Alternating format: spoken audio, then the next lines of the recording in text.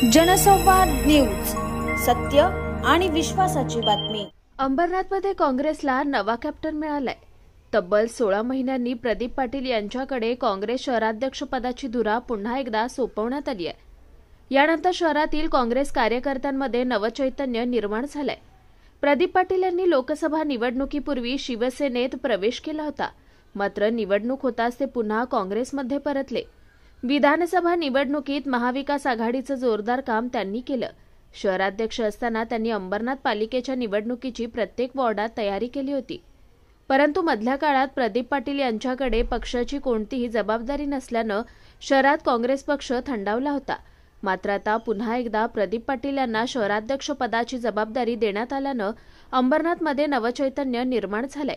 एकीकडे 2 ठाकरे बंधू एकत्र आले असून महाविकास आघाडी झाली, तर प्रदीप पाटील हेच नगराध्यक्ष होतील असा विश्वास कार्यकर्ते व्यक्त करतात। तर पुन्हा एकदा त्याच जोमाने काम करणार असल्याची प्रतिक्रिया प्रदीप पाटील यांनी दिली आहे। काँग्रेस पक्षात असताना इथे मला खासदारकीच्या इलेक्शनमध्ये काही कारणास्तव प्रवेश झालेला होता।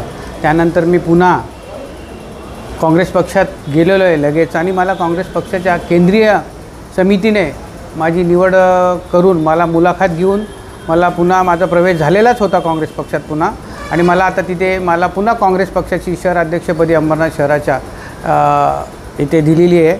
माझं नेमणूक झालेली आहे आणि ती दिल्ली आणि महाराष्ट्र प्रदेशने मिळून केलेली आहे, आणि पुन्हा मी ही जबाबदारी तेवढ्याच तत्परतेने आणि माझे सर्व सहकारी नगरसेवक, आमचे कार्यकर्ते, महिला कार्यकर्ते, NSI, यूथ, अल्पसंख्याक, मागासवर्गीय यूथ, जेवढे पण माझे सेल आहेत त्यांच्याबरोबर मी हा कार्य पार पडणार आहे। आता ज्यांनी आल्या त्यानंतर काय पक्षासाठी काम केलं आणि काय नाही हे केंद्रीय समितीने पाहिलं, आणि त्यानंतर मला पुन्हा माझ्यावर ही जबाबदारी दिली। कुठेतरी माझं कर्तृत्व कुठे काम पाहूनच, आणि आता जी येणारी निवडणूक आहे याला आम्ही समोर जाणार आहोत आणि निश्चित काँग्रेस पक्षातर्फे आम्ही उमेदवारी जाहीर करू। आणि तसं मी माझ्या प्रदेश अध्यक्षांना, माझ्या कार्यकारिणीला, सर्वांना मी सांगितलेलं आहे। आज मी आपल्याला सांगतो का अंबरनाथ शहरामध्ये ज्या आता ह्या गेल्या वर्षभरात ज्या घडामोडी झालेल्या आहेत त्याच्यावर आम्ही पुन्हा प्रकाश टाकून अंबरनाथ शहरात पुन्हा कसं काम केलं जाईल, शहराची कशी प्रगती होईल याच्या मागे आम्ही काँग्रेस पक्ष ठामपणे उभा राहू।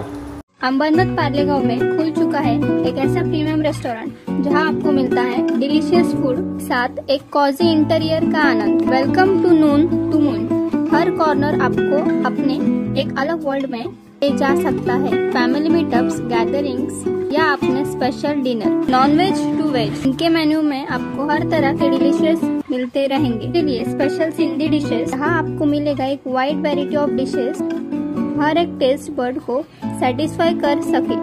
जनसंवाद न्यूज, सत्य आणि विश्वासाची बातमी। आजच सबस्क्राइब करून बेल आयकॉनला क्लिक करा आणि पहा ताज्या घडामोडींचा अचूक अंदाज आपल्या मोबाईलवर।